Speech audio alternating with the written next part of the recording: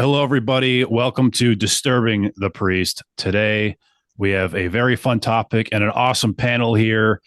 Today, we're talking about metal albums we enjoy, but seem to be pretty controversial. Albums that people seem to dislike, to trash, to call you a poser for listening to, but we actually tend to like these records. So, this will be a pretty revealing episode, and I'm excited to jump into it. Pretty awesome panel. Some very brave folks here to share these records. We got, of course, Carcass John from the Metal Roundtable, who is becoming a regular on this podcast.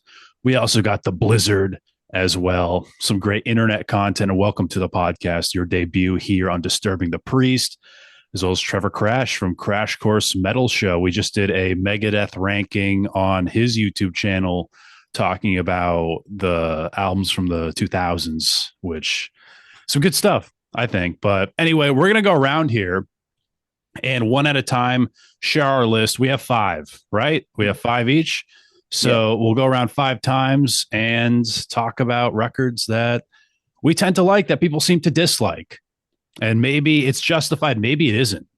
And we'll get into that. So Carcass John, if you want to start us off, and then we'll go the Blizzard, Trevor, and then me. Okay. I don't have a problem starting because I really don't care what people think.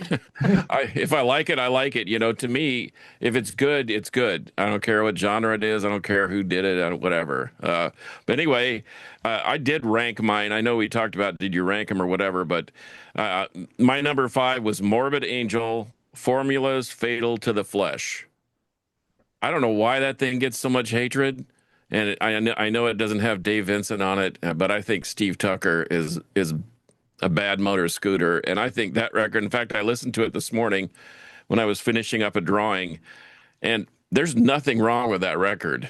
It's heavy, it's fast, it's Morbid Angel. You can tell it's Morbid Angel. I almost like him better during the Steve Tucker era because there was just no pretense, and it was just, and Pete Sandoval's drumming is just insane, and it's more in the forefront. But so that's my number 5, and you can trash it if you want, but I dare anybody to go back and listen to it. That's a good album. I think I didn't realize it was that controversial. Like it was even. I enjoy it quite a lot. Everybody goes back to the first two, maybe Covenant, and I'm just like, yeah, they're great, but just because Davey Boy's not there doesn't mean they're not still a good band. And I think, like I said, I think Steve Tucker brings a little extra. Like I said, there's no pretense. It's just brutal 3-piece death metal. So anyway, that's mine. My 5th pick. Awesome. Yeah. The Blizzard. Excellent. Well, I like to say that I also like Morbid Angel too, and I think that that's a fantastic album. And I don't care what anybody says. The only 2 Morbid Angels that are bad were the last 2 ones. So that's what my opinion. Okay, we can agree on that for sure. My next one. So I didn't really rank any of mine either from worst to last. I kind of just picked 5 albums that I love that people usually give a lot of flack for. This one is mine, one that I'd say that was the first one that came to mind, and it was Turbo by Judas Priest. I think a lot of people really overlooked the album as far as a lot of the other Priest albums in the 80s, and there were a lot of albums to be in comparison to. I mean, obviously you're going up against, Defenders of the Faith, Screaming for Vengeance, even Ram It Down comes up to standards to that, but I just think that Turbo, even though it's a lot more synth induced and a lot more poppy in a sense, it still has a lot of the more signature Judas Priest sounds and flares that we're known for that led up to my favorite album, Painkiller. Mm-hmm. Yeah, and if it was twin turbos, which it was supposed to be, correct? Like, wasn't it supposed I feel to like be people.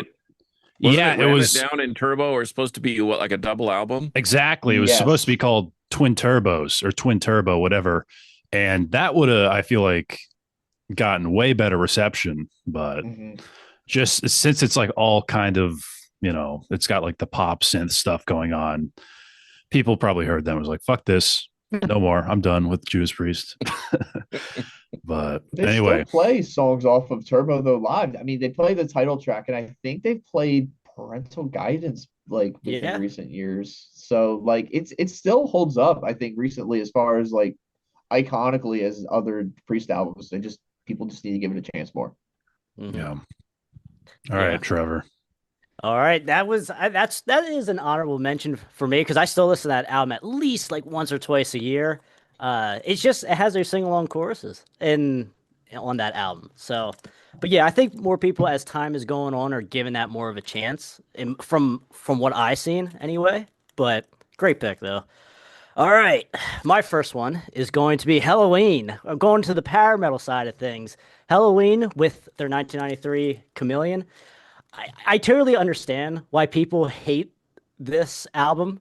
Metal fans, power metal fans, Halloween fans too. Like everyone hates it. I'm usually the only one that defends this album, but I like it.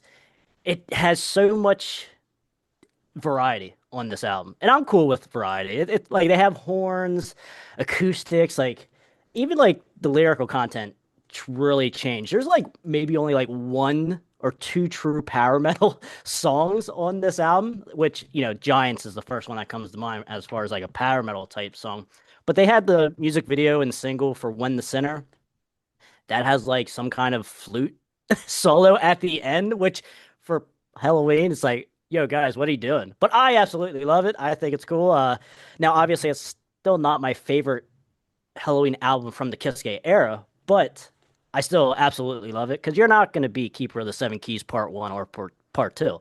So but I will defend up and down Chameleon. So that's my first choice. Cool. You All know right. what it's going to do, Brandon? Like we What? always discuss, you mentioned something controversial, and I'm looking over at the shelf going, okay, I got to pull it out and check it out. And I gotta see if what the hype's all about because I'm kind of a completist on certain bands, including that one. Hmm. And so I guess gosh, I have to wade through that thing again. Yeah, just don't expect a power metal album. Even honestly, even a metal album. Don't expect a metal album. Yeah. They just show Okay. off like their jazziness, like Which I what don't they can mind, by actually the do. way. Yeah, which I don't mind, by the way. And a lot of bands are doing it nowadays, where Yeah, they throw in a little jazz lick here and there. I mean, Death Human did that, yeah. and everybody went ballistic. But anyway, I don't want to steal Brandon's thunder, so go right ahead. Yeah, so no worries at all. This is an album from 2017. It's their latest release as of recording this, and I actually like it a lot. Wizard Bloody Wizard by Electric Wizard. Ooh, I know fans trash this record. They say it's the worst one. It's so bad. I think See You in Hell's fantastic. Necromania is so catchy. I love it. Some great riffage. Yes, it is kind of just riding the Uncle Acid wave, and it's trying to make Electric Wizard sound a little more commercial and dense. But I don't know. I enjoy it. I like the short song structure and the the single disc aspect of Electric Wizard. Yeah, I kind of do wish there was a little more originality on it because it is just them kind of like giving up, it seems, and just being like, well, let's just try to make a record that is digestible, that people can enjoy, nothing really too ambitious on it. And I feel like maybe it didn't work out for their fans, but I actually enjoy it quite a lot. But Wizard Bloody Wizard from 2017, I think is pretty good. And I'd love to see them follow that up with something, But anyway, let's keep this going. Carcass John, back to you. Okay. Well, I think this one's a little controversial. How about Destruction, Cracked Brain? ooh, I don't know Forgot why about that that gets. record. I think just because that was right after Schmier left, and to me, I think they're trying to maintain the Schmier level of destruction, and I like the songs. I mean, I like the whole record. I don't think there's like a now what Mike did with the five-piece band. The twin guitarists and the other vocalists. Those things are those things are not good. And you can argue that till the day is long. But I thought Crack Brain was good. I thought it was a good record. I like it actually. I have several, You know me, Brandon knows me pretty well. If I like a record, I have the German import, the Polish import, the Iranian import, the different colored vinyl, and that's one of them. I have multiple different versions of that same record just because I like it. Hmm. Doesn't that album have the cover of My Sharona on it? I think so. Yeah. Okay. Yeah, because I had that album too, and I thought it was all right as well. Like, I don't know why people hate that album, but I'm with you. I agree with you on that one. Well, it's sometimes the purists, the metal purists, and I'm using air quotes, of course. Like I have friends that don't listen to anything that doesn't come out on vinyl. And I'm Mm. like, you know how much music you're missing? Oh, they don't care. And I have another friend that doesn't listen to anything past 1985. I'm like, are you insane? I mean, he's got a massive collection.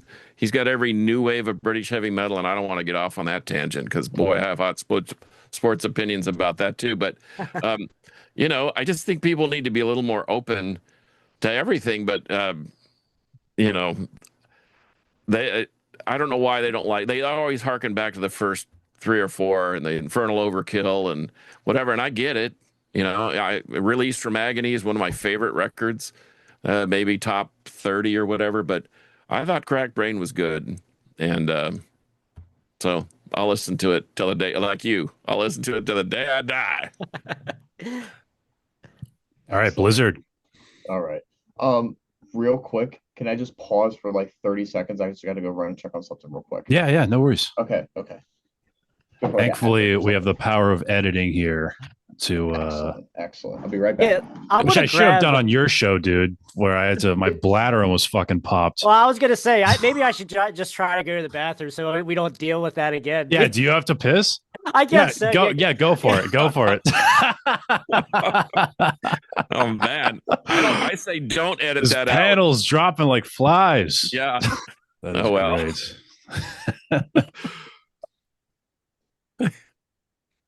Sorry, my cat. You just grab a bong? What? Oh, no, I thought you just grabbed a bong. I'm like, damn, dude, that's no, that's under here. That's under there. Don't worry. Listen, I'm not like a man's got to smoke when he's got to. Yeah. Anyway, Blizzard, anytime you want to start, no rush. No, good, all good. My apologies, guys. All right. So my second album that I have on my list is another Judas Priest-esque album. It's with Rob Halford on vocals, and it's their album Made of Metal that came out in 2010. I love this album. It was intense. It was heavy, and we're gonna move you down here.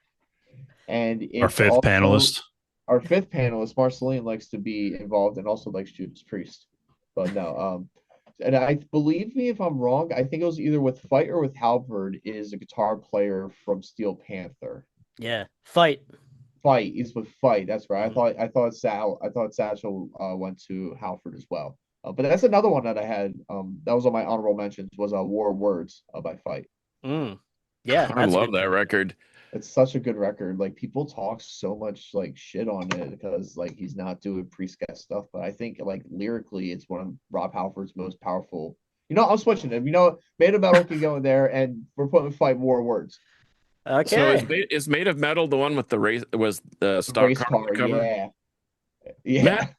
Yeah, that one gets a little grief too. I agree, but there's nothing wrong with what Halford's done except for maybe two. Yeah, that sucks. Voyeur or whatever that thing was with Trent Reznor. That was the Noise project he did, the alternative grunge project. Mm-hmm.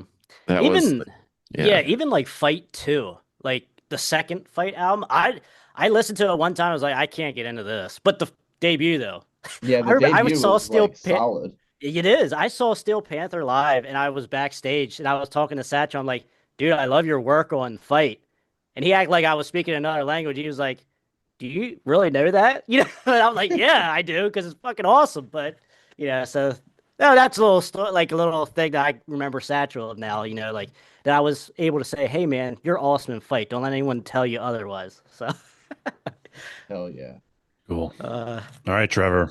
All right. My next one will be Motley Crue's 1994 album with John Corabi. Yes, we are moving into the hair metal section here now, and people in the hair metal space hate this album. Probably, well, mainly because they don't want to give it a chance because it doesn't have Vince Neil on it, which is a shame. They are missing the best album Motley Crue ever did. And I, over the year, like I've grown up, I think well, most people I would say that were young teenagers back in the 80s and stuff, grew up with Motley Crue, loved Vince Neil and everything. Same thing with me, but as I'm getting older, Motley Crue is one of the most overrated bands there is in the hair metal genre, no doubt. And this is their best album. And I fight everyone in the hair metal space on my channel and on other channels and stuff that they got to listen to this record. It did go gold, but that's just based on the name. And obviously, 1994, anyone hair metal is not really going to, hold a candle as far as certifications and just radio airplay and everything. But John Crosby came from a great band, The Scream, with their debut album in 91, Let It Scream. Absolutely awesome shit there.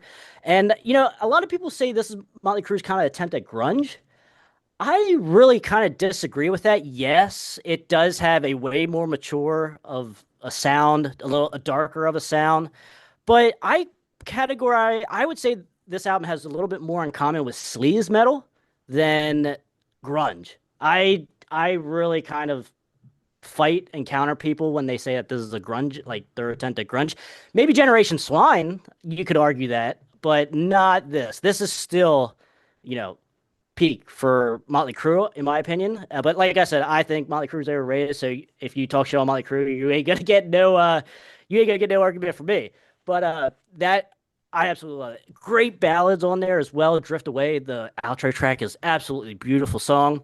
Hooligan's Holiday, I absolutely love Till Death Do Us Part. One of the greatest riffs that Mick Mars ever did. Mick Mars feels at home here. He finally has a competent lead singer and a second guitar player in the band now, because obviously Vince Neil does not play guitar.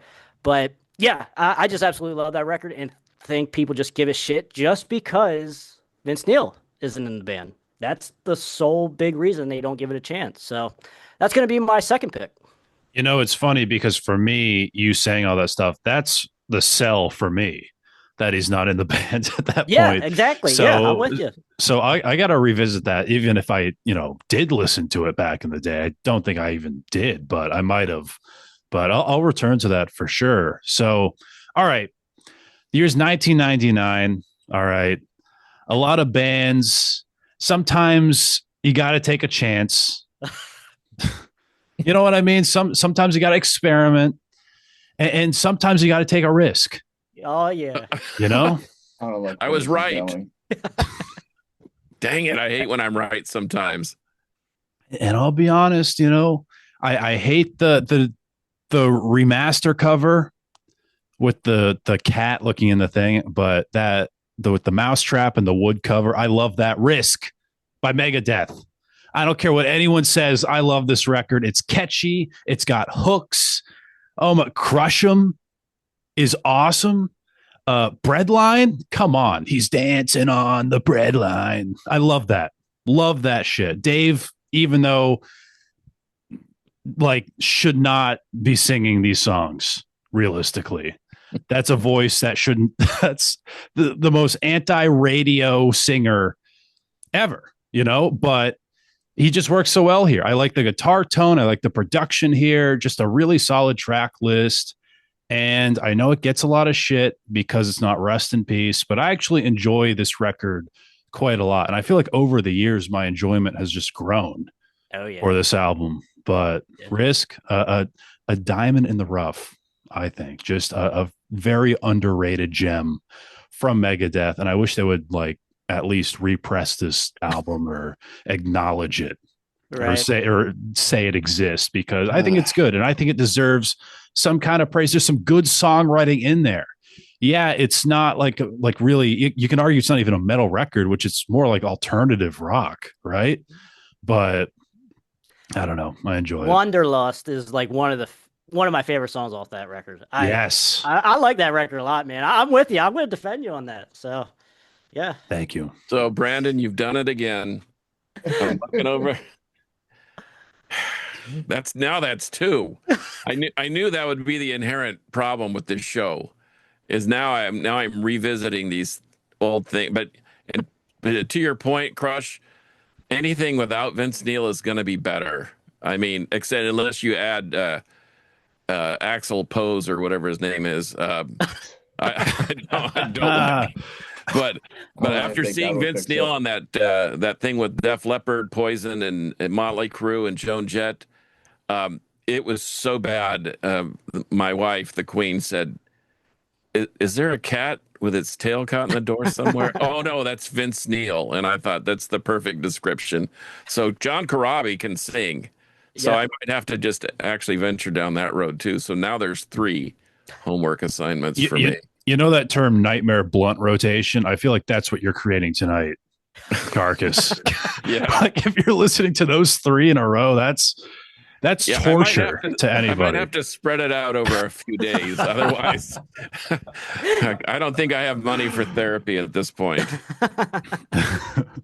Well, hey, over to you whenever you're ready. Okay. Well, my more or less third ranked album for the same, and it has the same reason. That's why I couldn't decide which one I was going to do. But Opeth Pale Communion and Blood Incantations Time Wave Zero, and I love both of those records, and everyone complains about Opeth because they're like it's not like Orchid or Blackwater Park where they're gurgling and gargling.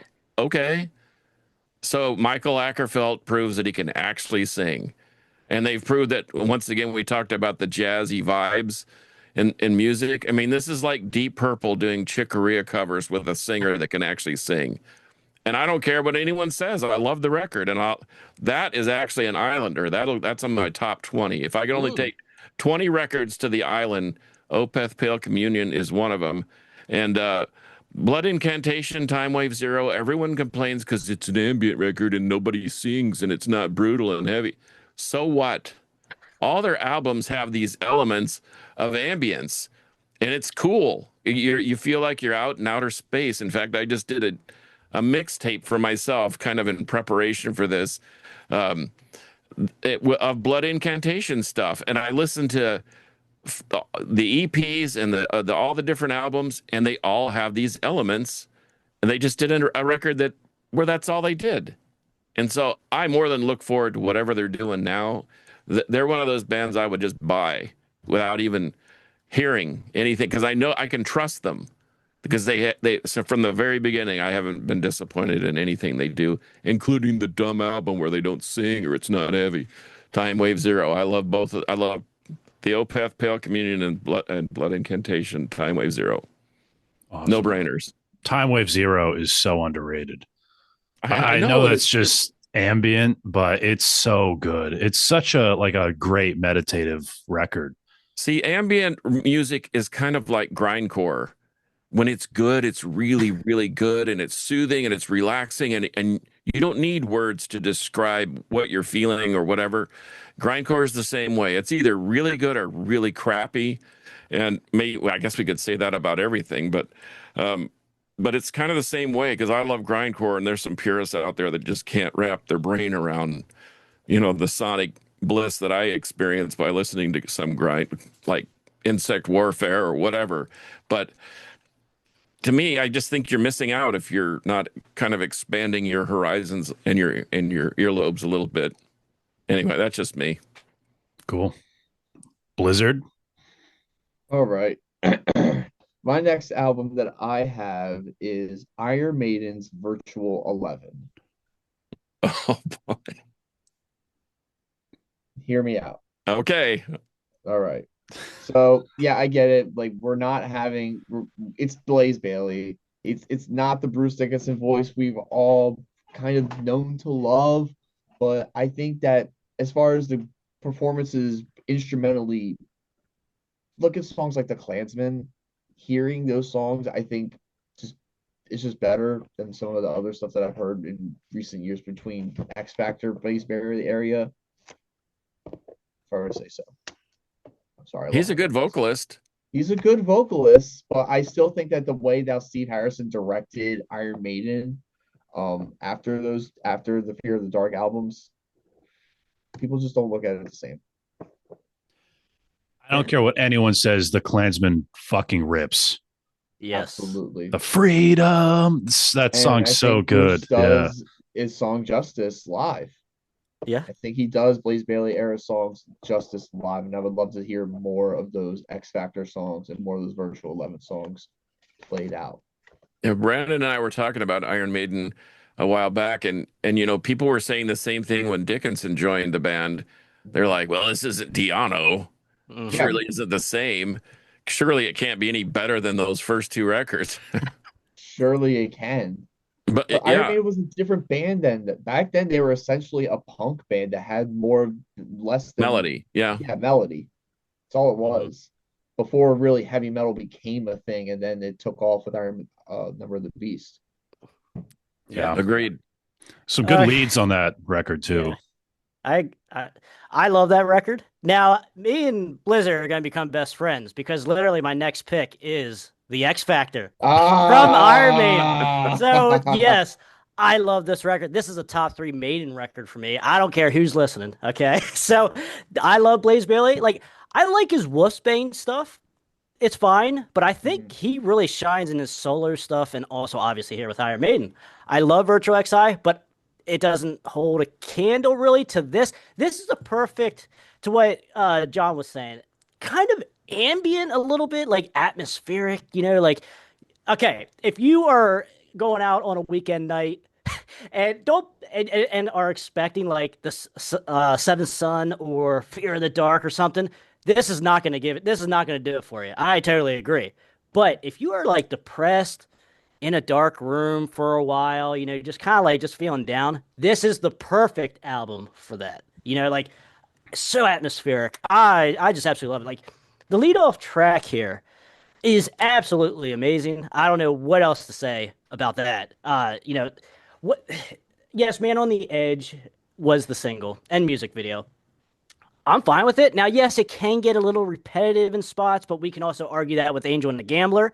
I don't know why that came from Factory as what 8 minute song. It didn't need to be 8 minutes. Like the radio single edit is totally fine, But even like Bruce Dickinson does the Sign of the Cross live once in a while.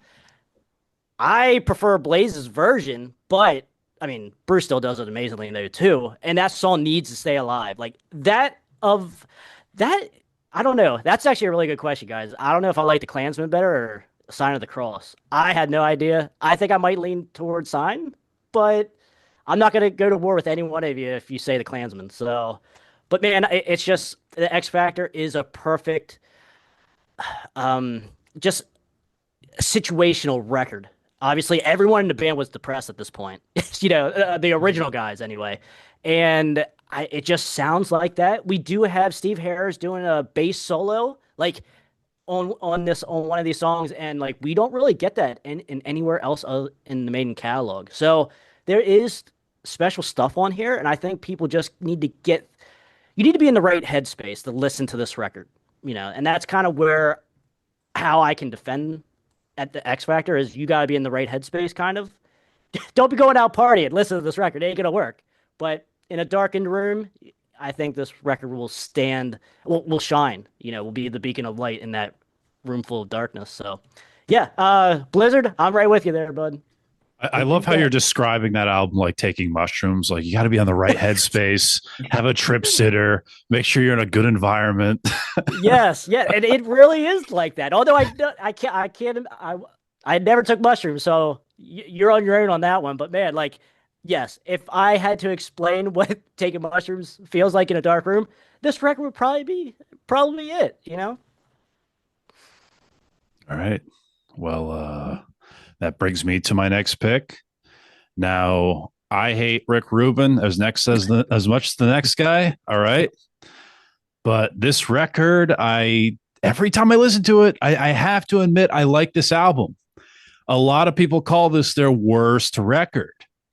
But for me, I really have always enjoyed 13 Ah, by Black Sabbath. so good. It really is good. It's and I so hate to admit it. good. I hate to admit it, because everything is wrong about this record. It's such a guilty pleasure. It's turned up way too high. The whole writing process is Rick Rubin poking the band with a stick, being like, make Paranoid again, make Paranoid again. And there's so like Loner is just NIB, you know what I mean? But it's so good. There's so many good riffs on here. Dear Father, that's a classic Sabbath. Exactly. Damaged Soul. Oh my, there's some great stuff on here. Age of Reason, God is Dead, even End of the Beginning, like you said. I think there's some great stuff. Even the bonus tracks, Methodemic, I think is fantastic. I was going to ask if you bought the one with the bonus CD on it, because I think those songs are it could have easily been a double record. Yeah. Like the Priest. Well, it could have been a triple record because it is already like a double album. Oh, that's true. But they put out an EP when they did the Farewell to the End tour that had like a couple other songs from other sessions. Had a couple live tracks. In fact, I can't reach it, but I think Dirty Women live and Peace of Minds was in there. But yeah, honestly, 13 I think is a banger. I think there's some like good stuff on here. For sure. I think if you're going to go out on your shield, that's not a bad way to do it. It is the last Sabbath album. Like it's not a debate or a discussion anymore. Like this is the cap. So enjoy it, you know, for what Rick Rubin has done to it. But I think this needs more of a remaster than Born Again, to be honest. Ooh. Okay. Ooh, I 100%, because even with Born Again, like there's someone like me, and there's a lot of people like me who love the original mix of that record. And I feel like whatever you think about that, like crappy, muddy production, you have to admit it does add something to the music. It does add this level of eeriness where this does nothing. Yeah. This only hurts the record. Getting back to Born Again, I've actually heard the demos, and that's where I base my thought or my feeling on the finished product. I'm like, why didn't they just leave them raw? They were better raw than they were mixed down into the mud, literally. But I don't know, sonically, you know me, Brandon. I have several systems set up all over the house, and I like to try stuff out to, you know, where does it sound the best? And it actually made every system that I have set up sound good. So I don't know about maybe pulling the levels down so it's not so brick walled, but it could be brighter, but you know, that's why I have EQs on everything, so I can do that. But I don't know, it sounds pretty good to me. Well, the thing about Born Again, they didn't mean for it to sound like that. There's a bunch of stories about like the tape overheated or one of the tweeters blew out or something. There's a lot of debate and history and speculation of what happened. But Ian Gillan says he hates the sound of it, and he says it wasn't supposed to sound like it does. So. Just the way he actually got signed to do the record. It's a story in itself, so it could only go downhill from that point. But anyway. But that easily could be like an album in the discussion we're talking about here, because a lot of people are torn. But I feel like 13 out of everything, even Never Say Die, is an album where with like all rankings, people just put it last. And also it's just not really talked about ever. So, which is honestly even worse than just people being like, this is a bad album, we're going to talk about it all the time. Where it's not only like a bad record, but something that people forget about, I think is like way worse. But just want to shine some light on 13 because I think there's some like really good material on that. But now, do you have a preference between Heaven and Hell, their final album, or like with Dio, and then 13? Do you have a you're making I don't want to say, I don't want to answer that, dude. That's some hot water right there. I like Heaven. That's a great album. That's a great album. But now I'm talking about The Devil You Know. Yes. Okay. All right. Yeah. Okay. Because that was like it pretty much is Black Sabbath, you know. Yeah. But Yeah, I don't know. I do prefer Dehumanizer over any of those records, but still Ooh, good okay. stuff. All right. Yeah. But all right, so we're down to our top three, which we're in no order here, but our I last say three. top two. Top Yeah. two. Yeah, Wow. Yeah. this is Oh my number. yeah, Okay, so you're my right. number two, and it's from right in out East Coast way, Overkill. I Hear Oh, Black. That thing okay. gets so much grief and so much trash talk, and I don't know why. It is Mhm. sludgy, it is slower, um, but I almost think that Bobby's vocals are better because he's not squealing, screeching all the time. He's kind of slowed down and I don't know, bands can slow down and it still is okay. And now everyone's like, well, how come you didn't like Saint Anger and all that from Metallica? And I'm like, because that's a whole different. You're changing the context of the band at that Mhm. point with Load and Reload and Saint Anger and good God. But anyway, Overkill, I Hear Black. I still listen to it. Um, I still listen to it maybe once or twice every 6 months just to anyway just to kind of keep it on the map Mhm. because that's one of those.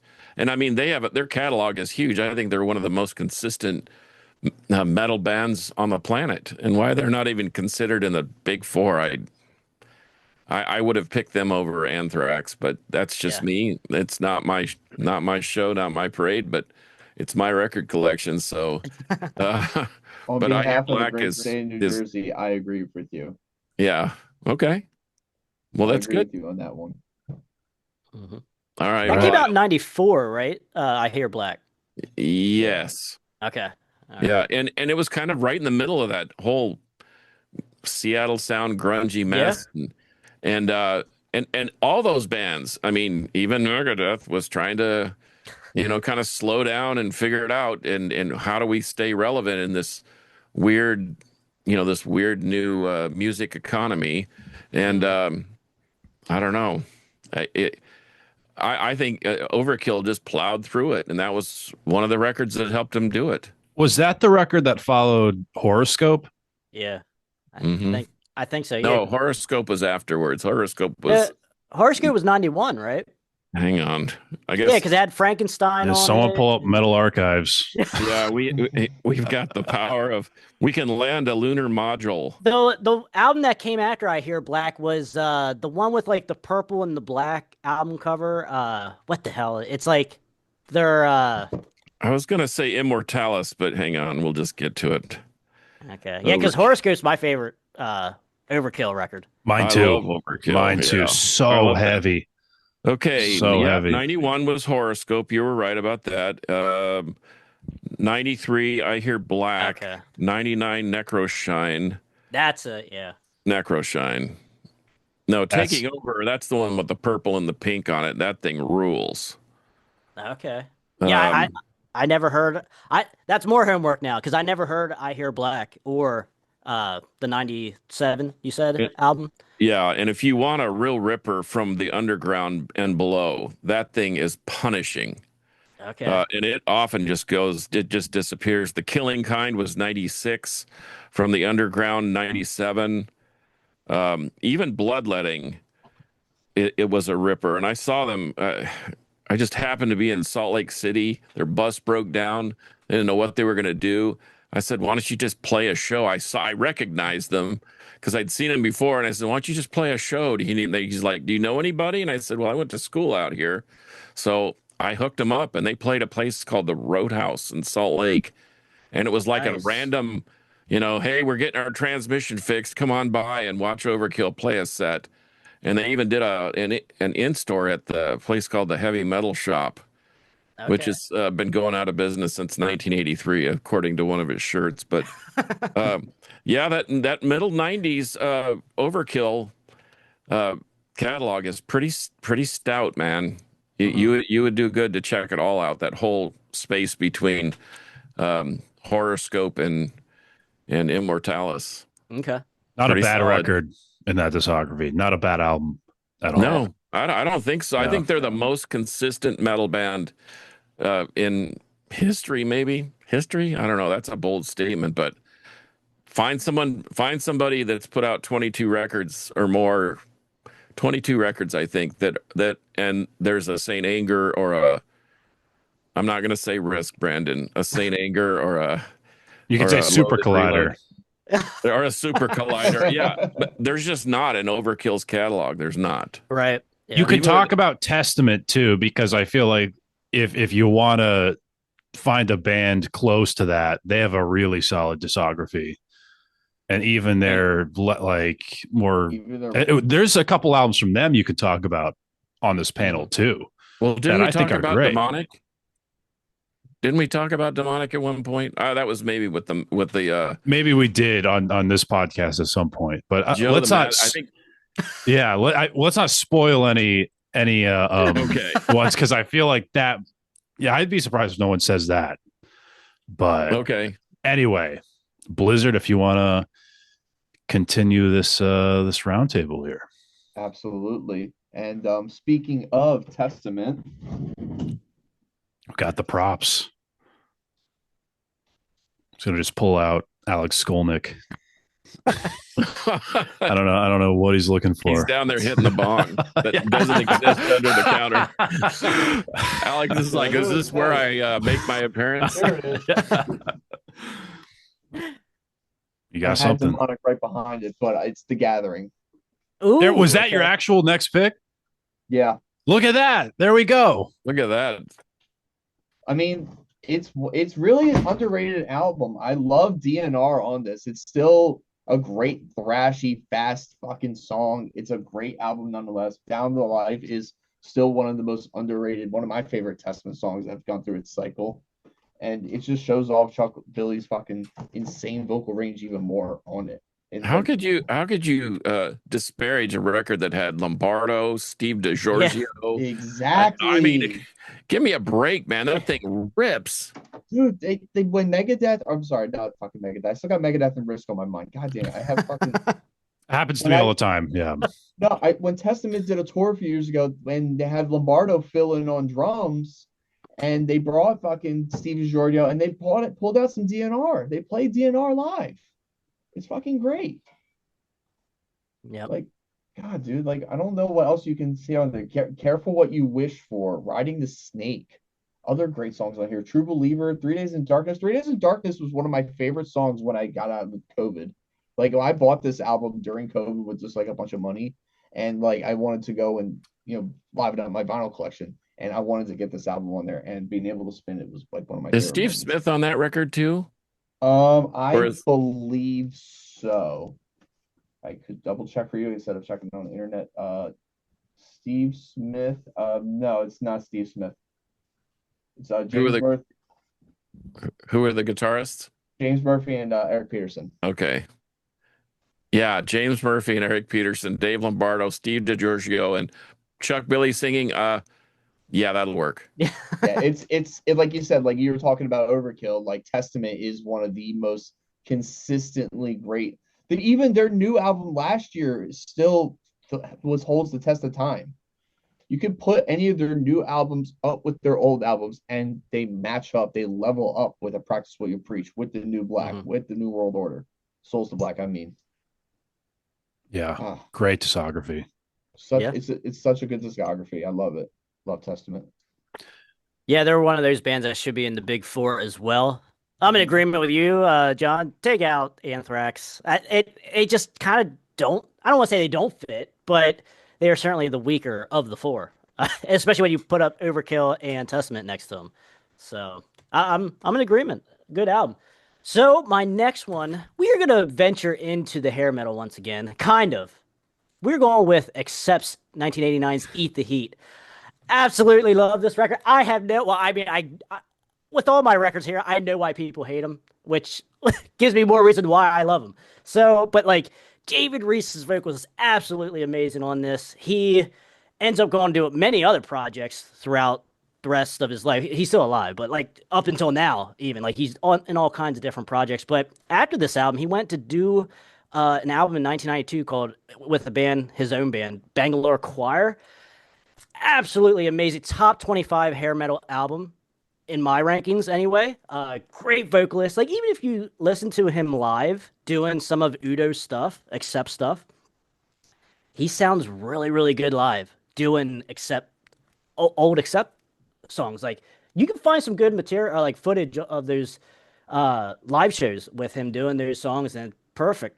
Now the only thing I will say, like the only single off of this was Generation Clash. I like that song. But obviously, it didn't do jack shit here in America in 1989 because obviously, other bands other than Accept were getting the MTV rotation, the radio airplay, and everything. But man, this is a pretty strong album. It has 12 tracks. It has a really good, like 7.5 minute ballad. Mistreated? It starts out nice acoustically and everything, and all nice, yeah, cool and nice, and then it actually gets like really heavy halfway through. Really good. Now, one of the things I will say about this record that I don't, well, not that I don't like about it, but Wolf's guitar solos are absolutely not memorable or just not there. I don't know why you're in 1989. The Guitar Hero is everywhere. Everyone wants guitar solos and shit. No matter what metal genre you're in, you want guitar solos. And Wolf just doesn't have them here. And I think that's one of the big things, one of my gripes with this record. But other than that, I absolutely love it. Sounds great. Some people complain that it does sound like a drum machine, like kind of with Ram It Down a little bit. But I'm okay with it. It sounds good. I had no issue with this record, but I can understand why if you're a big Udo lover. Like, sure, I can understand why you wouldn't like it, but I think it's just a great record overall. It just gets a shit. People give a shit for I don't know what reason other than them trying to go more glammy or hair metal, whatever you want to call it. But to me, it's still solid, still solid songwriting. So that's gonna be one of my 5 picks here. Is Accept's Eat the Heat. Cool. All right. Well, I feel like there's a lot of Anthrax bashing here. All right. And I'm a victim of it. I've gotten several comments on this podcast, people being like, can you fucking chill about Anthrax? Because I trash them all the time on this podcast. And recently I did dive into their discography because I thought to myself, I'm being way too critical here. I'm always saying they shouldn't be in the big four. They have bad records. It's really just Among the Living that got them into the big four, and everything else you can take it or leave it. And Spray Disease is a pretty solid record, though. It's good, and their debut, which Fistful a lot of people after Fistful of Metal say they're done after that. But I'll be honest, man, Volume 8 is a great album. And recently, I had a lot of people convince me of it because I was doing a clip, okay, and I was talking to Pete Angelo, and he was saying every one of the big four is bad albums. And I decided to put in Volume 8 to represent Anthrax. And a few people were like, dude, Volume 8 is a great record. Stop. Like, don't give it this kind of, exposure. Don't give it this kind of publicity. So I ended up listening to it because I think that was like the one Anthrax record, that and maybe one more that I haven't really listened to. Honestly, really solid album. There's the good stuff. Crush, Killing Box, way too long. If there's anything to complain about it, it's way too long of a record. It's got this like cool industrial sound to it, especially with like the drumming. It's got this really like crunchy, again, industrial, almost guitar tone to it as well. And John Bush on vocals. Like it's a solid record. And I've heard it maybe like 4 times going into this video here. And I'm happy with it. I'm happy with its existence and what they did with it. It's a little too long. There's so many songs on it. There's like so many songs, but it's pretty consistent actually. And I find a lot of people to bash it because I went online and a lot of people just have a lot of negative things to say about this album. But I don't know. It's very different for Anthrax, but I think it's a pretty solid record overall. But Volume 8. Anthrax. It's got like the 8-ball on the cover too. Yeah. Yeah. 8th record. Dang it, Brandon. I got so much piled up here. I literally will need therapy. Yeah. If I have to go back and listen to all these. I'm going to add it to the list. just because you're a friend, okay? Thank you. Yeah, if you for your next like radio show, you should just do a mix of all these albums. Lose like 90% of your listener base. Yeah. Oh my gosh. Yeah, the crypt would never be the same without. All right, that was Chameleon. Now we're going into some Risk. Yeah. We're going to Risk. Now we're going into Breadline. Volume 8 from Anthrax is one of Brandon's favorites. Now, For All Kings was the most recent album from Anthrax, right? 2017. Yeah. That's crazy that that's the most recent one. I love that record, actually, though. It's really good. The Yeah. title track's good. There's a few others I really like as well. Yeah. But Suzerain, I guess is how you Deep say and it. Avenge. yeah, Deep and Avenge. it was really solid. I'm surprised they didn't follow it up sooner because all these bands are like putting out albums all the time. So now there's 2 Anthrax records I need to go listen to. Yes. That honestly has no one really complaining about it though. I feel like that's one where everyone was like, all right, it's pretty solid.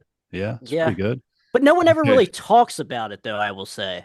Like no one hates it, but like no one ever I don't know the last time I ever talked to somebody about it though. Like and it's been what, 10 years almost now. So yeah. Well, we got a new one on the way, so that's what I heard. Yeah. Yeah. Okay. All right, this is our last one. This is our last final one. pick, But and then we'll do honorable mentions. But well, I got one band in 3 picks because for whatever reason, this gets a lot of grief when I say this, but Exodus, Force of Habit, nice. Yeah. I really love it. Impact is Imminent. Musically and structurally is probably their best record ever. And for the life of me, I don't know why There Will Be Blood gets so much crap, because it's a re-recording, as we all know, of Bonded by Blood, which I think is terrible production. And for the same reason, Brandon and I have talked about this, I've talked about it in other podcasts. When you hear the songs live, you have a greater appreciation and you can overlook the crappy production. Well, that's the way I feel about Bonded by Blood. But I don't worship that thing. I think Fabulous Disaster is good, and I think what's the one with Blacklist on it? Temple of the Damned. Temple of the I think that's one of their best. But Impact is Imminent is a ripper. But I'll listen to those things till I die too. But when people ask me, so do you like Bonded by Blood? I like it, but I don't love it, and I don't worship it. In fact, I'll be so bold as to say, I like There Will Be Blood better than Bonded by Blood, just because the production it's a little less chaotic, and it just rips. And there's no reason to hate it, but people do. So, like I said, have your opinion. I don't really care. Don't force feed me yours. I'll listen. As I'm going to listen to Halloween Chameleon and Megadeth Risk. Good grief. I'll listen to you and I'll give you the benefit of the doubt, but don't force feed it to me. But I think There Will Be Blood is better just because for those reasons I just already mentioned. So I'm going to stand by that. Yeah. Hottest take on this episode easily. I will certainly co-sign Force of Habit with you. Like Good Day to Die is an awesome song. Hell, they even have an 11-minute track. Architecture of a Pain, I think, is the track. Like, yeah, I don't know why that record gets so much shit. I don't know. I'm with you, man. I'll co-sign that one with you. Okay. I do kind of think it's ass, to be honest. Ooh, now there are a couple tracks, to your point, that are very weak that I don't go back to. But I mean, there is strong stuff. Listen, Senor Risk. Let's not get too far down the pike. We're down in the swamp in Force of Habit, okay? Yeah. We're down in the Louisiana swamps, but once again, give it a spin, and I think if you listen to it just as new music and not from Exodus in a critical time for all of thrash especially, it'll make sense. I think it will make sense to you. And then follow that with Impact is Imminent, and you'll say, oh yeah, they never dropped the ball. Like with there's like horns in that album, right? Pump It Up, I think they did the cover of Pump It Up. I think, Right. and that's like near the end of the record. And Right. And like, the yeah, I don't Japan need that or the zoo or something, whatever the one with the talking about the monkeys or something like right. Well, that. Yeah, like I don't. Yeah, those no, songs. Yeah, that's I'll meet you y- there. yeah. Well, the Japanese pressing has 3 extra tracks, so Okay. you can venture down that, but it's even swampier and heavier. It's almost like blue Exodus doing AC/DC like blues. Okay. Yeah. I'll But revisit it. I'll revisit it. try it out. Just I'll try it out. I'll try it on check for it out. size. All You right. don't have to like it just because of me. You can hate it, but at least you gave it a whirl. Yes.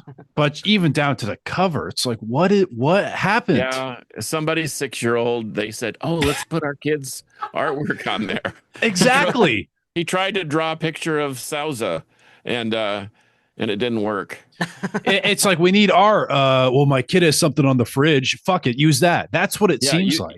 even the logo. It's like, wait a minute, I love the Exodus logo, but it's not even on here. Yeah. Oh well. Yeah, there's a couple albums that I'm aware of in 1992 that were same story. Like the album cover was so bad and it didn't portray what the music was, and people didn't buy it just because of what it looked like. And that's crazy to me, either way. But yeah, I could only imagine that's why another reason why people don't like it, to what Brandon said, the album cover. Yeah. Yeah, that's why it took me forever to get into the band Riot, because I Ah, kept seeing those yeah. albums. Like, Okay. what the hell is The this? seal. Yeah, giant seal. especially Is it a seal? Is it a ferret? Is it an otter? Is it a the hybrid? second one where he's like a sumo wrestler. I'm like, they're fucking with us, whoever these guys are. Narita? But they're one of the like just so good, so good. Even Thundersteel. Oh yeah. All right, so Blizzard, Yes. your final pick here. My final record that I have on this is Sepultura's Nation.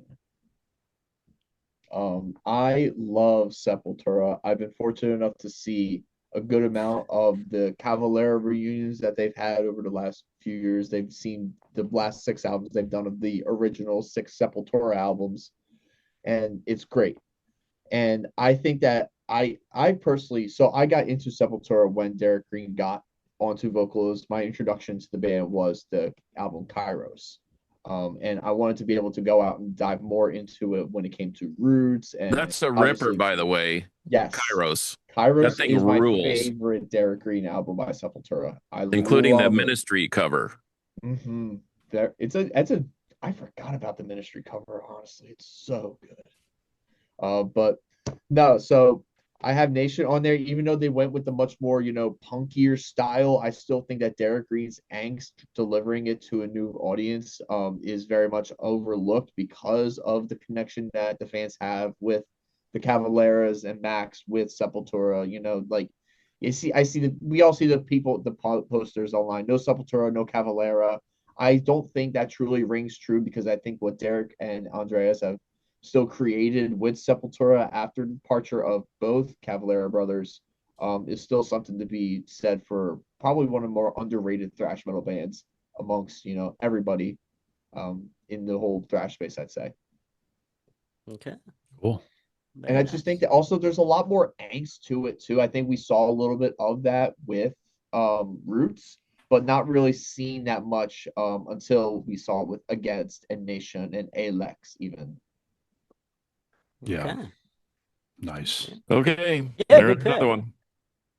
Yeah. Excellent. Solid record for sure. Such a good record. I highly recommend anybody, and I also want to say to with anybody too, because we were talking about a lot of bands where we talk about the different vocalists. Like Brandon, you were talking about John Bush. Earlier we were talking about Blaze Bailey era Iron Maiden. I think maturing is realizing that just because we don't have that main person, that main vocalist in the band, doesn't mean we shouldn't go and honor and still listen to that stuff. Even with like the There Will Be Blood, Bonded by Blood re-recording too. Like you can go see that now because Rob Dukes is back in Exodus. So Right. I think that's still says something too. Yeah, I agree. For sure. Yeah. And I love Rob Dukes on vocals too. So shout out to that. Me too. Yeah. Some great records with him. All right, Trevor. All right. So We're doing my another number one, Accept Number album. one. no one's gonna like this album, and I understand that. So We're gonna go with Guns N' Roses Chinese Democracy.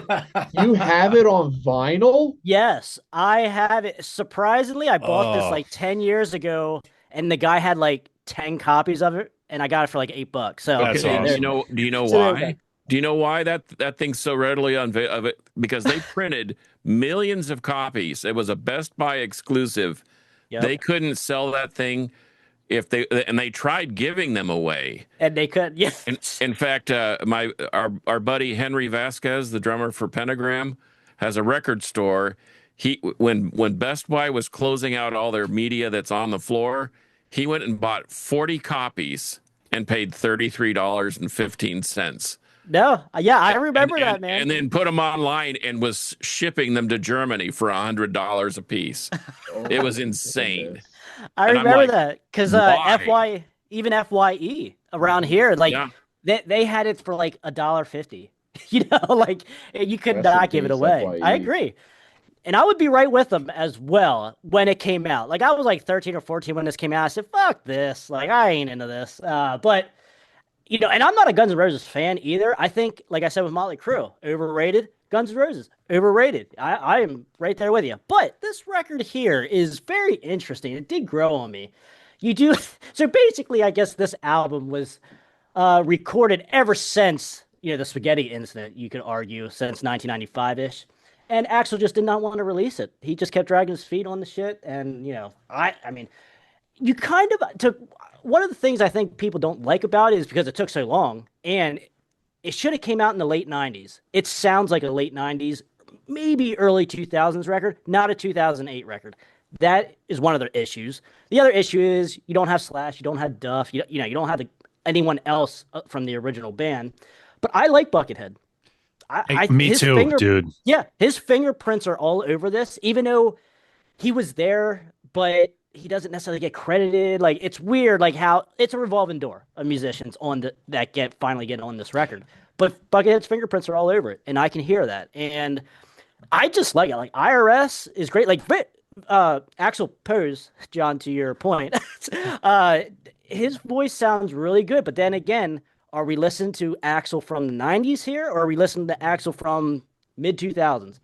No one really knows. Probably the 90s, if I had to guess. But that doesn't take anything away from some of these songs. Like I said, IRS is really cool. Sorry was a great single. I absolutely love that. Better was actually the music video and single, but still Better I absolutely love as well. There's two guitar solos in that song that's absolutely amazing. That reminds me of Buckethead. So that alone is a win. But yeah, man, there's great ballads. Hair metal people don't hate it, obviously. Anyone in 2008 hates it. Anyone now hates it. So, like, there is no common ground anywhere with anybody. But I think if you just listen to it, kind of in the same vein as Motley Crue, 94, if you listen to it and don't expect Guns N' Roses, I think you will be just fine. I think you will be just fine listening to it. But we are playing a lot of different variety type of songs and stuff like that. There are songs that sound like they could have came on the cutting room floor of Use Your Illusion. And there's at least 4 of those on here. And tell me why someone that likes hair metal or that absolutely loves Guns N' Roses, an apologist for Guns N' Roses, why they don't like some of these songs. I don't get it. It bothers me a little bit.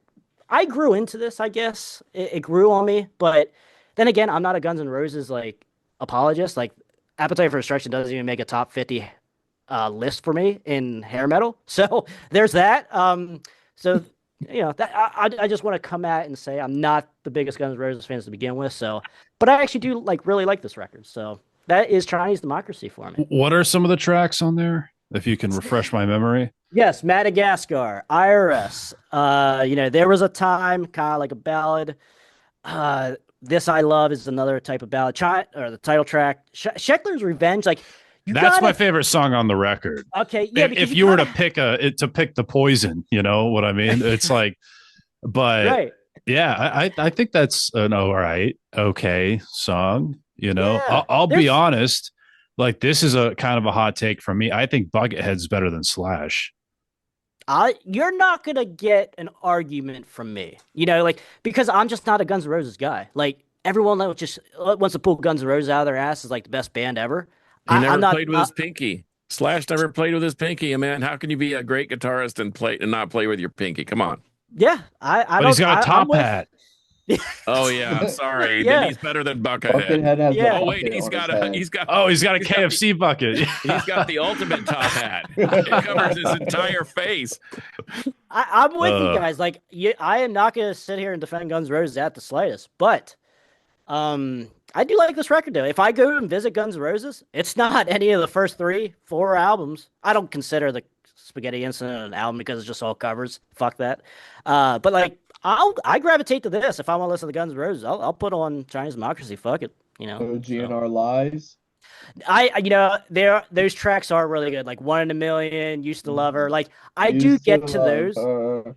Yeah, So I do. good, dude. Yeah, they are Oh, good because they're not so overplayed either. I think yeah, that's half the exactly. problem.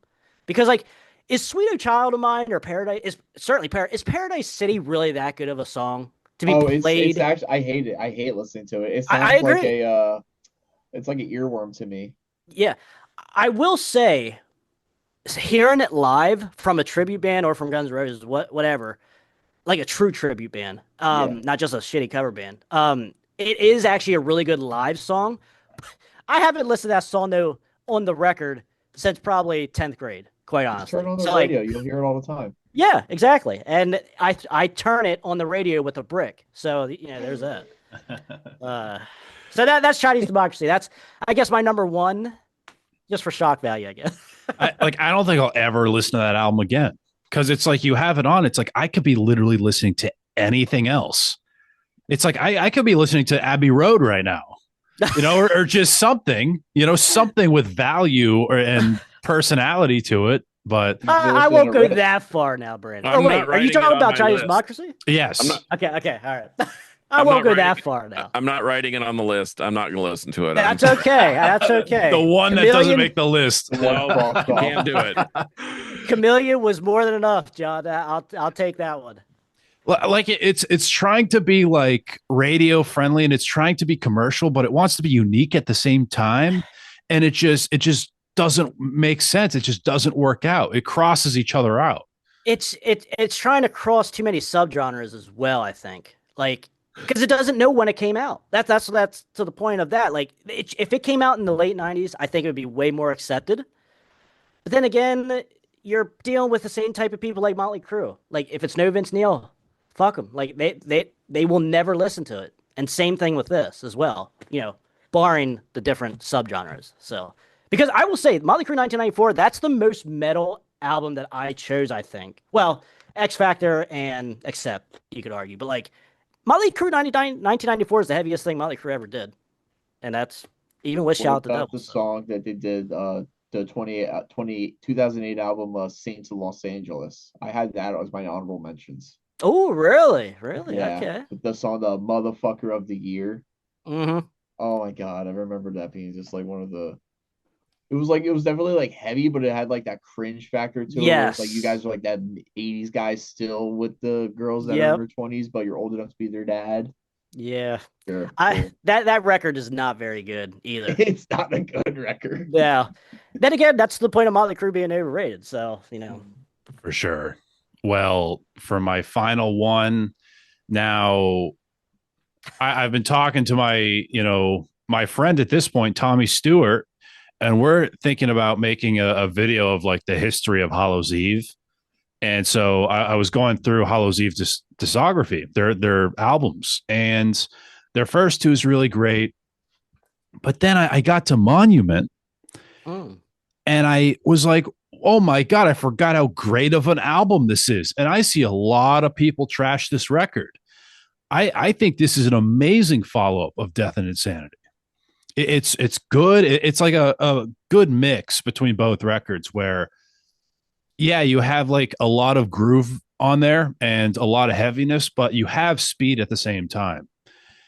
The cover does really suck ass. I don't know what the hell this is. Some woman at Victoria's Secret or something. Yeah. But I don't remember the cover. Is she in a casket of some sort or in a no. No? She's just blurred out or something. She's just coming out of it's a column. changing room. Like that's a column. Oh, it's the car. Yeah, I see it now. But I I don't know, dude. It's a weird cover. I think that's why people are just like, all right, that looks like the worst thing of all time, because that first Hallows Eve record is like so iconic, has a great cover, great music. And I think this is like a very worthy third album and like really solid. And I think stands with those first two pretty maybe not exactly equally, but still very excellent, very good stuff. But I've seen a lot of criticism on it, and I just don't get it because I don't think there's like really a bad song on there.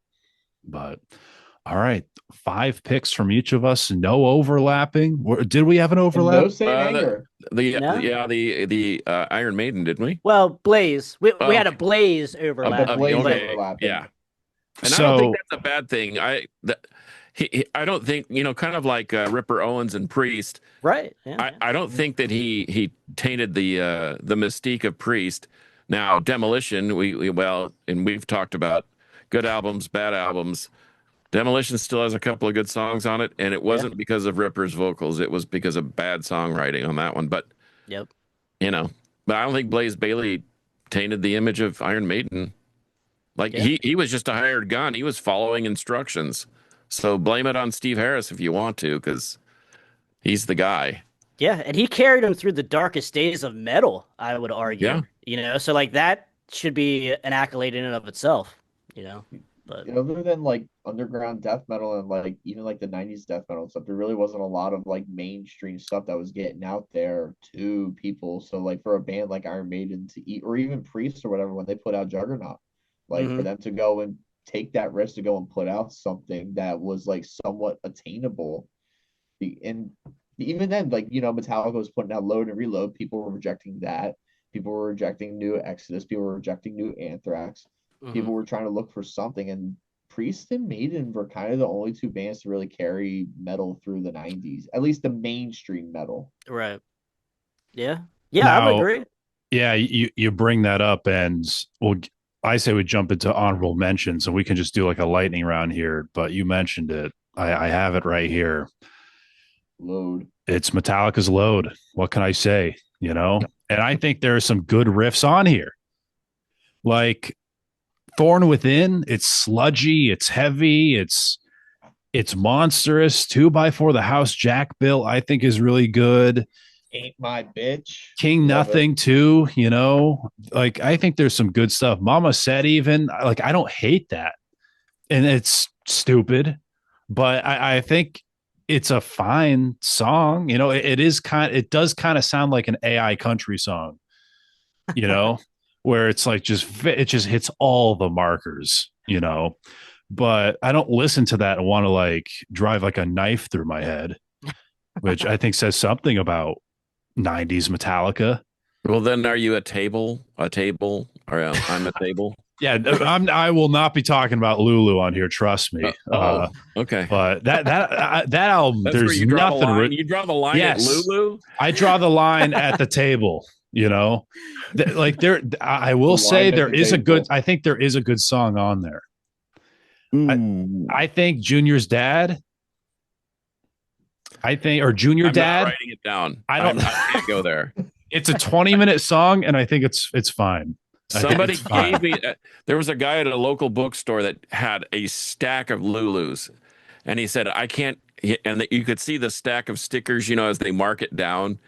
$13.99, $9.99, $5.99, and it was all the way down to $1.99. The sticker stack was like that big, and he said, "Dude, just take one." And I said, "I don't want it in my collection. It just feels dirty to me. It's like I was cheating on Metallica." What was it, a vinyl or a CD? No, it's a CD. It's a double CD. I need more of that? No, I don't think so. But I try. He said, "I'll give you a $50 gift certificate if you can start it and finish it." And he still didn't have to give me a $50 gift certificate. I just couldn't do it. It's a really long album too. It's like an hour and a half. Or no, it's the first CD is 75 minutes, and then it's got a second CD that's 60 minutes, I think. It's crazy. Yeah. Yeah, when did this even come out? 2001, was it? 2011. The real joke was 2011. listening to Lars tell everyone, I don't understand why you don't like this. This is so creative, and Lou Reed is just brilliant. And it's like, shut your pie hole, Here it dude. is. Anyway, Yeah, don't this get me is not started right. on the metal liquors. I just, man, Yeah, Like, what? it's about like an hour 20. Yeah, Yeah, Junior Dad, it clocks in at 20 minutes. that's what I needed. It's not terrible. I don't think it's Okay. terrible, but and it's something I can listen to and be like, okay, Oh, but okay. other than that, I can't stand the rest of the record. I I think don't there's know. some ideas. I There don't are know. ideas on it. Okay. No. Well, okay. Okay. Heads or tails? Tails. Peace, democracy, Tails. or Lulu. Oh, Oh, tails for Chinese. all right. Heads for Lulu. Damn it, It's Lulu. Brandon. All right. Looks Yeah. like you're gonna. Yep. It's Lulu. Let me know how you like Golly. Junior Dad if you're still Okay. alive by then. So that's only 20. I only have to listen to one song. Yeah. You said All the whole right. record before you flipped the 20 coin. minutes of an 80-minute No. album. No. Okay. We're going to have a GoFundMe for my therapeutic visit. So, okay. There it is. All right. Well, hey, does anyone have any honorable mentions before we? I got a couple, just two of them here. Yeah, throw them out there. I mean, I'll show off the prop for John's destruction here. It's actually been like a year or two since I listened to that record, so I have to put that back on. Here's a hair metal one, Cinderella Heartbreak Station from 1990. Hair metal wrong fans. with that record. Yeah, hair metal fans. Well, they don't necessarily hate it, but it's a very big divide in the Cinderella camp as well because they went way more bluesy, swampy bluesy, and even like some songs went a little bit kind of Western feel to it. But I absolutely love it. But still, not my favorite Cinderella record. And I also have here Danzig 5. Yes. It's a shame we lost the last year or two of prime Danzig vocal ability on that record. Now, love it. You get rid of the first two tracks, really, and we'll be okay. Because it's just like really random, cheesy lyrics and just bunch of noise and chaos that it was just such a shock. And Danzig's a top 3 artist of mine, so like even me as a teenager had to grow into it, because obviously I'm with the first 4 records, and then this is like, oh fuck. So it took me years to really get into it. You have Jerry Cantrell on the guitars on some of these songs here, and like you wouldn't know that if you didn't read the credits. So like I don't know. It is a big divide within, I would even say, the Danzig camp and just heavy metal fans. So those are a couple of my honorable mentions. Cool. Blizzard, if you have any. I had 6. I had one, I think. I had Prequel by Ghost. All right. Ah. Okay. I was Okay. honestly torn to include Ghost because I Mhm. think their second record is really good. It's And a good that's the record. one where even the Ghost girlies don't like. Yes. Where I think that's a solid album. So time out. Can I trade Lulu for Ghost? I don't like Ghost either, but I was about to think I quit like this them. podcast. I think I like him a little less. Lulu to Ghost. So many people have tuned out at this point, but Yeah. Like if you made it this far, congratulations. Yeah, there you go. Opus is great though. The first Ghost Yes. album I think is amazing. The second one is really good. It's a good follow up. There's some experimental elements though that are a little questionable, but I like them doing surf rock Mhm. It's on fun. It's Zombie good. Queen. I'm into it, Mhm. But and then they have like that circus one. A lot They of the have songs are Dance in Latin, right? Macabre. No, Yeah, that's right. on the Oh, second one. their second record. Yeah. What is that even called again? It's a name it's I something kinda can't long. pronounce. Yeah. My buddy's the Ghost aficionado. He would know. I don't know. While you're looking it up, I'll at least talk about a little bit about my pick for this. So, like, this was around the time where I was kind of very much on the anti-Ghost train. Like a lot Infestium. of metal hearts. Infestium. So a lot of people were on that anti-ghost train because, what the hell is this? This isn't metal, yada yada yada. First off, I want y'all to remember that Ghost performed at MDF in like 2010 or 2011, I believe. So I count them as a metal band in that aspect. This was around the same time too, where they were having a lot of the controversy where we were getting the peek behind the curtain with everything else happening with Tobias Forge and all the legal issues that were coming out about former and current band members, I believe. Don't quote me exactly on this, like everything's been out for years now with it, but That is I feel true, like though, what you're yeah, saying. Yeah. yeah, there was a lot of stuff on there. You can do the research for all that type of stuff. But I just think that with this record, I think that kind of transitioned into a little bit more of an obtainable form for Ghost, I'd say. I mean, we had the Dance Macabre was like the big radio single that came from this album with all the video features that came where it was like a bunch of cameos of just everybody just jamming out, rocking to it. But I think that this album for Ghost, I think was the best written that kind of skyrocketed them beyond what we know as them today as the radio or the stadium rock metal band that's kind of taking over everybody. And I'm not defending them on their recent stuff. I didn't really like most of the new album that came out with Ghost, to be honest. But I just think that when it came to much more of their earlier stuff, I was much more of a tone to that. I think that a lot of fans could give a lot more of a chance to. And I think Prequel was like the last Ghost album to really have that sort of this. I think tracks like Rats, I think tracks like Faith, especially, that were diving into a little bit more of the shreddier stuff, but still keeping it, somewhat fresh or whatever. Like even with the intro guitar, I think it's fun flavors that exercise a lot of different expressions, and it's good. Yeah, for sure. It's so funny you say that because you're so right to have that as a pick in a Yeah. metal podcast. Mhm. But for most of the Ghost fans, that's like the best record. Yeah. You know what I mean? So No, it's this absolutely. weird like I think It's like that like Opus crest. is great, and a lot of metalheads will like hear that or and just be like, no, this band's like blows. They are our modern day Kiss, if you like it or not. Yeah. They are.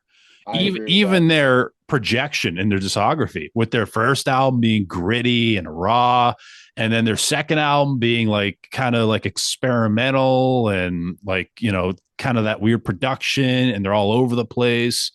And then like with Meliora, like come on, like I think Meliora is the best thing they ever did objectively, but Opus will always be my favorite record, always.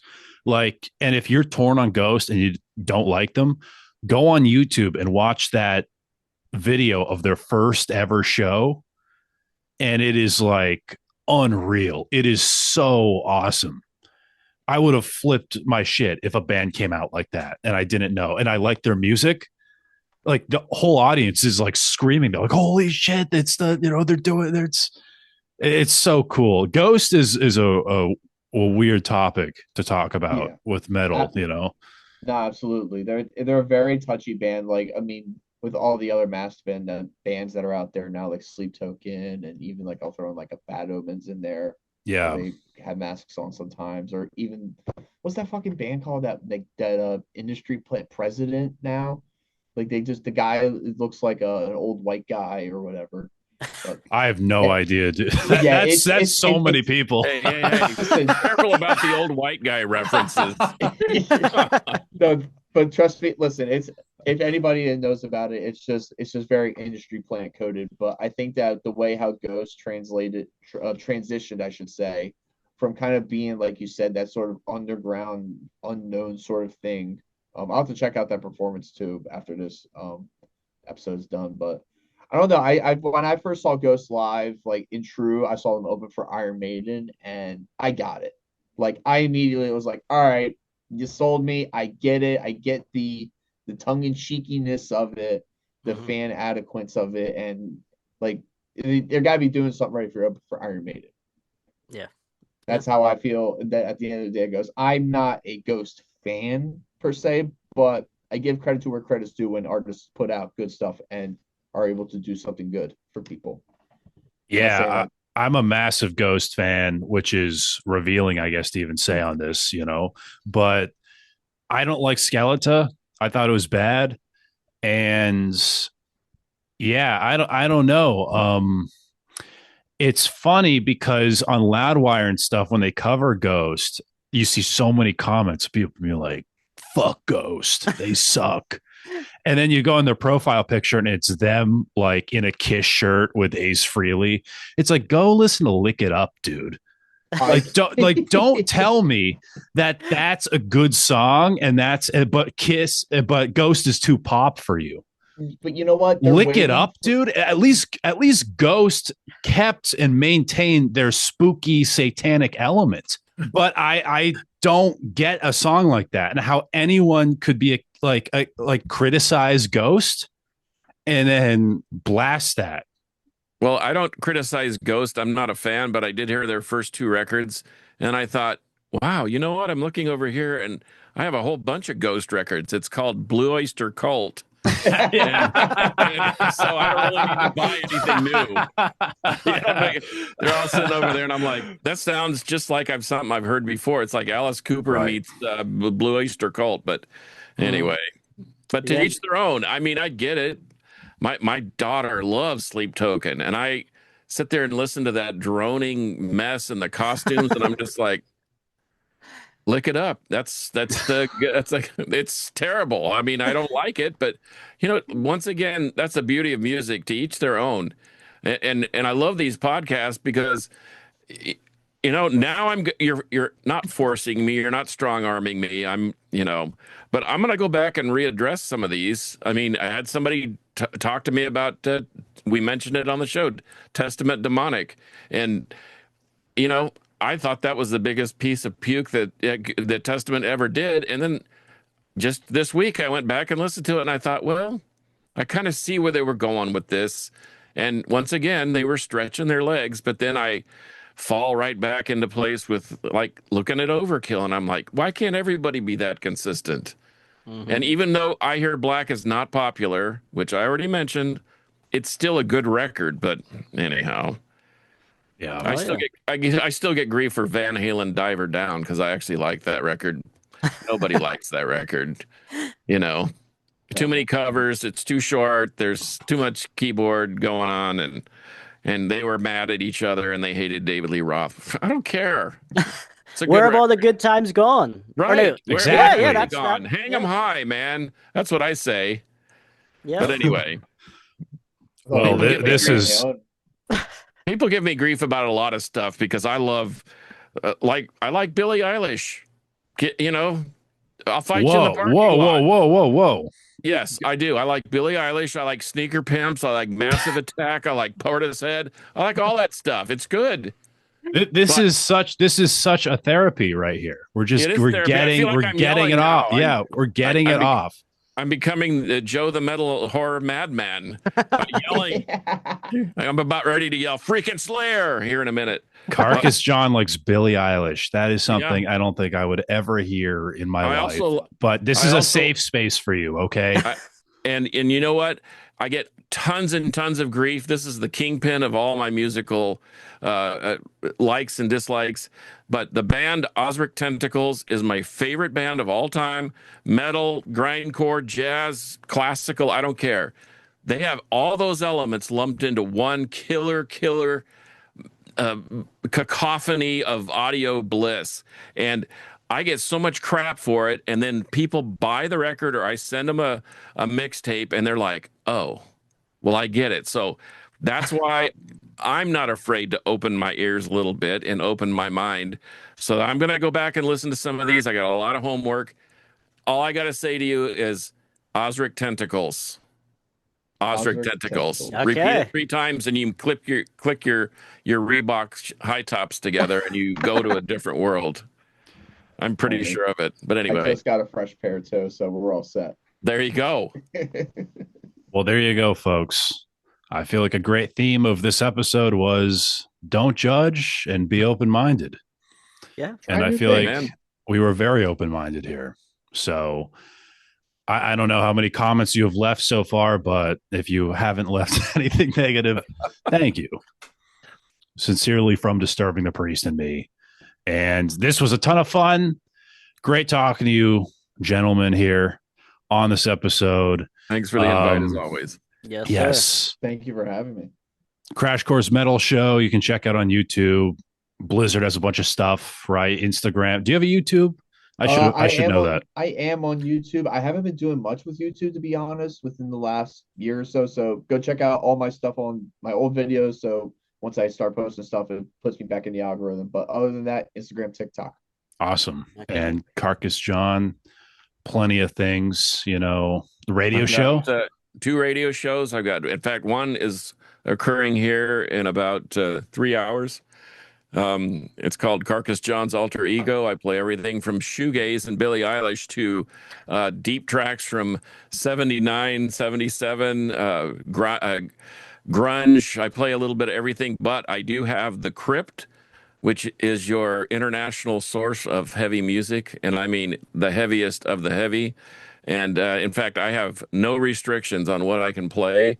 So go download the free app at www.128db.com.